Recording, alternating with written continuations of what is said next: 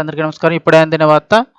దేశమంతా shock, supreme court సంచలన తీర్పు. వివరాలు వీడియోలో తెలుసుకుందాం. వీడియో అక్కడ స్కిప్ చేయకుండా పూర్తిగా చూడండి. అప్పుడే కంప్లీట్ ఇన్ఫర్మేషన్ అయితే అర్థమవుతుంది. అలాగే ఇంకా ఎవరైనా మన ఛానల్ సబ్స్క్రైబ్ చేసుకోకపోతే వెంటనే సబ్స్క్రైబ్ చేసుకోండి. ప్రభుత్వం నుంచి వచ్చే ముఖ్యమైన అప్డేట్స్ అన్ని మిస్ కాకుండా మీకు ముందుగానే తెలియజేయడం జరుగుతుంది. అలాగే వీడియోను ఒక లైక్ చేశారంటే మరింత మందికి సమాచారం చేరుతుంది.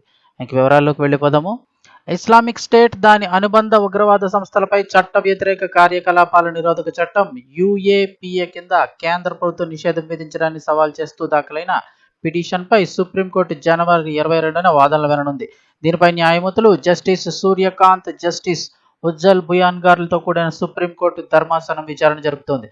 64 ఏళ్ల సకీబ్ అబ్దుల్ హమీద్ నాచన్ దాఖలు చేసిన ఈ పిటిషన్పై విచారణలో తమకు సహకారాన్ని అందించేందుకు ఢిల్లీ హైకోర్టు రిటైర్డ్ న్యాయమూర్తి ముక్తా గుప్తా గారును, అలాగే అమికస్ క్యూరీగా సుప్రీంకోర్టు అయితే నియమించింది.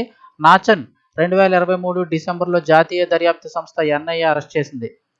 భారత్లో ఇస్లామిక్ స్టేట్ విభాగానికి సారథ్యం వహిస్తున్నాడనే అభియోగాలతో అబ్దుల్ హమీద్ను అరెస్ట్ చేశారు. ప్రస్తుతం ఢిల్లీలోని తిహార్ జైల్లో ఆయన ఉన్నారు. నాచన్ దాఖలు చేసిన పిటిషన్పై ఇప్పటి వరకు 2 సార్లు సుప్రీంకోర్టులో వాదనలు జరిగాయి. జైలు నుంచే వీడియో కాన్ఫరెన్స్ ద్వారా పిటిషనర్ సకీబ్ అబ్దుల్ హమీద్ నాచన్ తమ వాదనలు వినిపించారు. చివరగా డిసెంబర్ 4న వాదనలు జరిగాయి.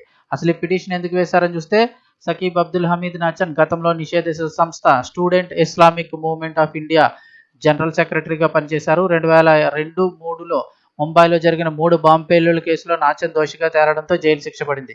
శిక్షను అనుభవించిన అనంతరం 2017 నవంబర్లో జైలు నుంచి అతను విడుదలయ్యాడు. తాజాగా 2023లోనే నాచన్ను ఎన్ఐఏ మరోసారి అరెస్ట్ చేసింది.